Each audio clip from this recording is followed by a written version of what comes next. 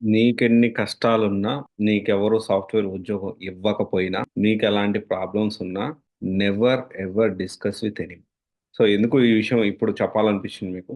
And at the same time ఇంకొక విషయం గూడా మనం మాట్లాడుకోవాలి. టీసీఎస్ హైక్ గురించి. అండ్ టీసీఎస్ కొంతమందికి హైక్ ఇస్తా అంటుంది. దాని గురించి కూడా మనం మాట్లాడుకుందాము. అండ్ టీసీఎస్ హైక్ ఏంటి? దాని గురించి మనం మాట్లాడుకునే ముందు నీకెన్ని కష్టాలున్నా, నీకేం ప్రాబ్లమ్స్ ఉన్నా, నీకెవరు సాఫ్ట్‌వేర్ ఉద్యోగం ఇయ్యను నువ్వు పక్కన వాళ్ళకి చెప్పాల్సిన అవసరం లేదు. ప్రయత్న లోపం లేకుండా ప్రయత్నం చెయ్యి. ఎందుకు ఈ మాట చెప్తున్నానంటే, నేను 2016లో నా కెరియర్ స్టార్ట్ చేశాను. It is almost 8 years now.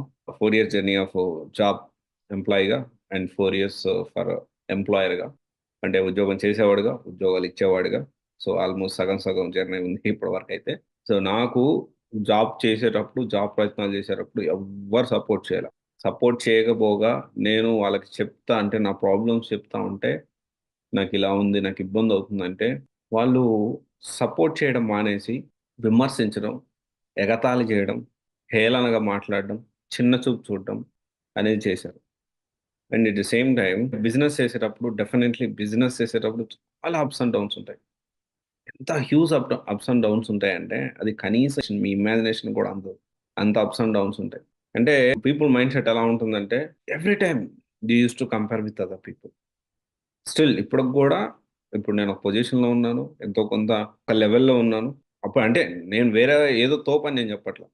ఇంతకుముందు నా పరిస్థితి కంటే ఇప్పుడు నేను మెరుగైన పరిస్థితిలోనే ఉన్నాను. అది నేను చెప్పదలుచుకుంది. 2016 నేను హైదరాబాద్‌కొచ్చినప్పుడు కంటే ఇప్పుడు చాలా చాలా మెరుగైన పరిస్థితిలోనే ఉన్నాను. అయితే still used to compare with elder people. అంటే వాళ్ళు చూడండి ఎంత సంపాదిస్తున్నారు. ఎటు చూసినా సంపాదనే. ఆ డబ్బు చూడండి, వాళ్ళు చూడండి, వీళ్ళు చూడండి ఎలా ఉన్నారు. ఇది బయటోళ్ళు కాదండి. నాకు దగ్గర వాళ్ళే ఈ విధంగా కంపారిజన్ అనేది చేస్తున్నారు. కంపారిజన్ చేసి నా పెయిన్ ఇంకా పెరుగుతుంది దానివల్ల. అంటే నాకున్న పరిస్థితిని వేరే వాళ్ళతో కంపేరింగ్ చేస్తూ నాకింకా అరే! ఇంకా టెన్షను, స్ట్రెస్ లెవెల్స్ ఎక్కువైపోతున్నాయి. నేను అందుకే డిసైడ్ అయిపోయినా. నేను ఎవ్వరి కోసం, దేనికోసం స్ట్రెస్ తీసుకోదలుచుకోలేదు. నేను ఎంతవరకు కష్టపడాలో అంతవరకు నా మనస్సాక్షికి, నా మనసులో నేను ఒకరికి సమాధానం చెప్పాల్సిన అవసరం నాకు లేదు.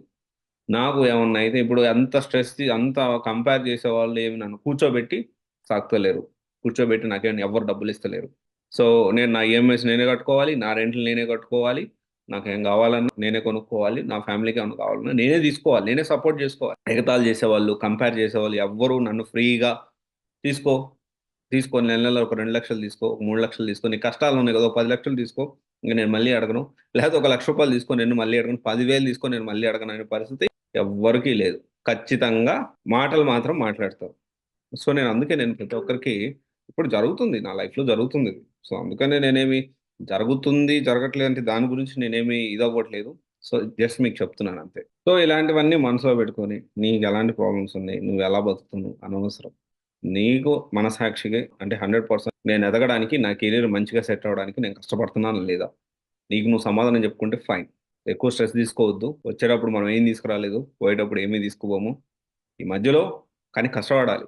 ఖచ్చితంగా కష్టపడాలి. ఒక గోల్ పెట్టుకోవాలి. ఎంతవరకు ప్రయత్నం చేయాలో ఓపికన్నంత వరకు గెలుపా, ఓటమా అన్నట్టు ఓపికన్నంత వరకు మనం పరిగెత్తాలి.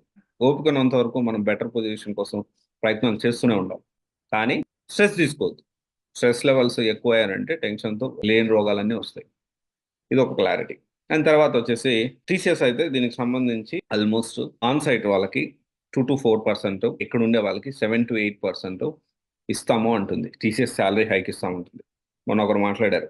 టీసీఎస్ కొత్త ప్రాజెక్టులొస్తున్నాయి. అన్ని కంపెనీస్ కూడా కొత్త ప్రాజెక్టులొస్తున్నాయి. ఖచ్చితంగా ఇది ఐటీకి మంచి టైం అనేది. ఈ 3, 4 నెలలు చాలా కీలకం. చాలా జాగ్రత్తగా ప్లాన్ చేసుకోమని నేను చెప్పాను. సో, దానికి తగ్గట్టుగానే దీనికి సంబంధించింది ఇండియన్ టుడే న్యూస్ ఆర్టికల్స్ వాటిల్లో చాలా ఆర్టికల్స్‌లో వచ్చింది. According to the report 7-8% hike ఇస్తామంటుంది. So, which is very good. జనరల్‌గా ఏంటంటే 3-4% ఇస్తాయి సేమ్ కంపెనీస్‌లో ఉంటాయి. అండ్ మొన్న 30-40%, 50%, 100, 200% కూడా వచ్చాయి కంపెనీస్ మారితే. బట్ బేసిక్‌గా ఏంటి అంటే జనరల్‌గా అయితే 3-4% లేకపోతే 15-20% మాక్సిమం ఇచ్చేవి. సో, బెటర్ సిట్యుయేషన్ అనేది బెటర్ అయింది అని తెలియడానికి ఈ ఆర్టికల్ అనేది ఇట్లా వచ్చింది అని చెప్పి మీకు చెప్తా ఉన్నాను. సో, జాగ్రత్తగా ప్లాన్ చేసుకోండి. Definitely there are very good opportunities right now in India. Okay. Indian market బెటర్‌గా ఉంది. యూఎస్ మార్కెట్ వేరే అన్ని కంట్రీస్ మార్కెట్ కంటే India is much better. So, worry అవ్వాల్సిన అవసరం లేదు. జాగ్రత్తగా ప్లాన్ చేసుకోండి. ఓకే. Thank you.